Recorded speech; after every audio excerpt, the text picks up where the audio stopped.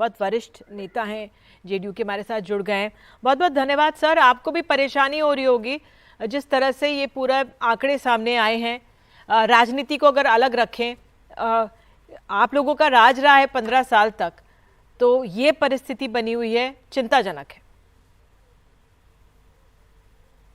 निधि जी, इसकी जड़ में जाने की आवश्यकता है। बिहार का जब बंटवारा हुआ था, जितने भी इंस्टीट्यूशंस थे, जितनी भी माइंस थी, जितने भी कोल थे, जितने भी बड़े शहर थे, जितने भी बड़े कारखाने थे, सब के सब झारखंड में चले गए। गरीबी, बेरोजगारी, विपन्नता बिहार के हिस्से में रह गई। हम लोग जब एनडीए में थे तब भी, हम लोग जब यूपीए प्लस के साथ है तब भी लगातार मांग करते रहे कि बिहार को विशेष राज्य का दर्जा दिया जाए। आज बिहार में कोई भी इंडस्ट्री लगाने के लिए क्यों जाएगा अगर उसको कोई इंसेंटिव नहीं मिलेगा।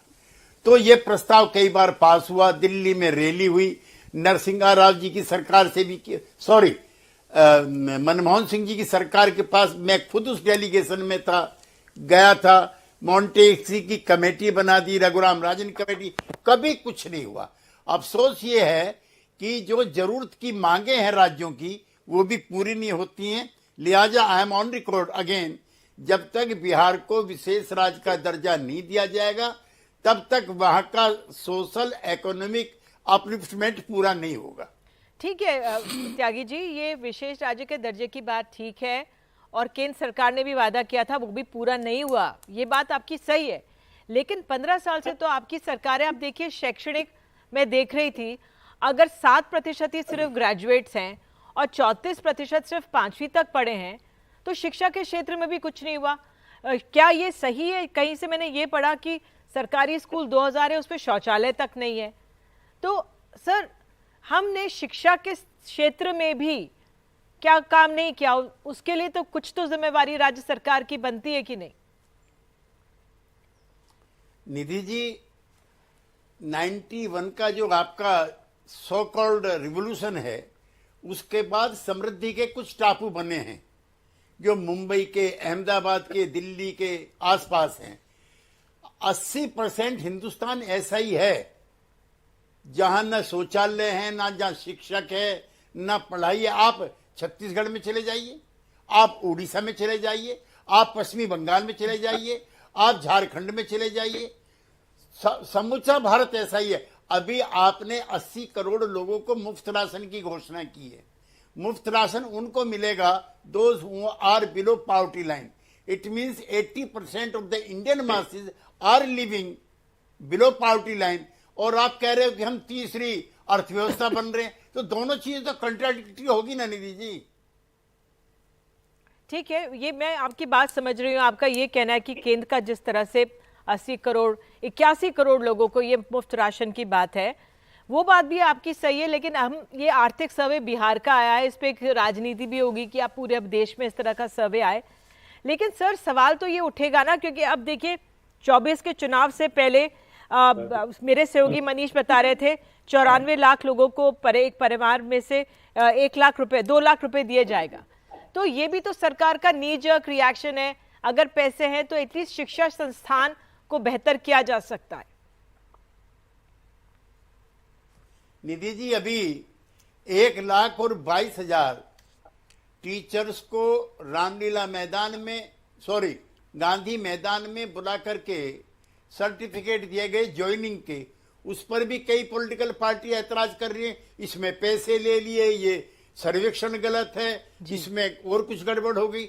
असल में जो सकारात्मकता, जो पॉजिटिविटी है, वो हमारे इंडियन डिस्कोर्स से दूर होती जा रही है। हम कोई अच्छा भी काम करें। अब निधि जी ये बताइए, 1931 से लेकर के आज तक जनगणना नहीं हुई है। अच्छा, अगर त्यागी जी, ठीक है, आपकी वो बात सही है, ठीक है, आपकी बात सही है। मैं कह रही हूँ आप 4 उपलब्धियां सरकार की बता दीजिए, क्योंकि मैंने सवाल ऐसे कड़वे पूछे आपसे, सर्वे में आए। तो अगर आप पॉजिटिव नोट पे बताना चाहें तो बता दीजिए दर्शकों को, क्या किया है बिहार सरकार ने जो हमारा बिहार थोड़ा मजबूत हुआ है। निधि जी, नंबर 1 जो एजुकेशन का आप जिसका जिक्र कर रही हैं, कोई लड़की नहीं है पढ़ने वाली जिसको एम्पावरमेंट करने के लिए साइकिल ना दी गई हो। दूर स्कूल हुआ करते थे, सरकार ने लड़कियों को मुफ्त साइकिल की व्यवस्था कराई है। जी। अब हमारी बेटियां कई कई किलोमीटर दूर जाकर के स्कूल पर पढ़ती दिखाई दे रही हैं। नंबर 1। नंबर 2, जो लड़कियों का जो एजुकेशन है, पहले प्राइमरी तक था, अब ग्रेजुएशन तक चला गया। जो सड़कें हैं देश के अंदर, कनॉट प्लेस की सड़कें और पटना शहर के आसपास की सड़कें, जो रोड कंस्ट्रक्शन का काम हुआ है वो बहुत बेहतरीन हुआ है। आप कहीं से जाके पता लगाइए, मनीष से आप पूछ लीजिएगा। ठीक है, मैं चौथा, त्यागी जी बिल्कुल ठीक है जी। मैं आपसे ये इसलिए पूछ रही थी क्योंकि जो साइकिल की बात थी, मुझे याद है जब चुनाव हुए थे तो जिस तरह से साइकिल दी गई थी, बहुत महिलाओं ने वोट किया था, नीतीश कुमार की सरकार दोबारा आई थी, सिलाई मशीन दी गई थी और बहुत सराहना हुई थी आप लोगों की, पूरे देश में चुनावों में चर्चा हुई थी इस बात की। लेकिन आपको लगता है कि आर्थिक सर्वे में जो कुछ तथ्य सामने आए हैं, आंकड़े सर्वे सामने आए हैं, वो उन पे सवाल उठता है? आप लोगों को भी लगता है? क्योंकि अगर हमारी बच्चियां जा रही हैं और इतने नंबर में शिक्षित हो रही हैं, आपको लगता है कि कुछ कहीं पे कुछ ऐसे आंकड़े आए जो उसकी रिवीजन की ज़रूरत है या उस पर कुछ समीक्षा की ज़रूरत है?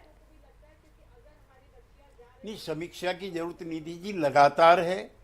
जो आधी आबादी है उसका एजुकेशन बढ़ेगा, उसकी राजकाज में हिस्सेदारी होगी, सोसाइटी का और विकास होगा।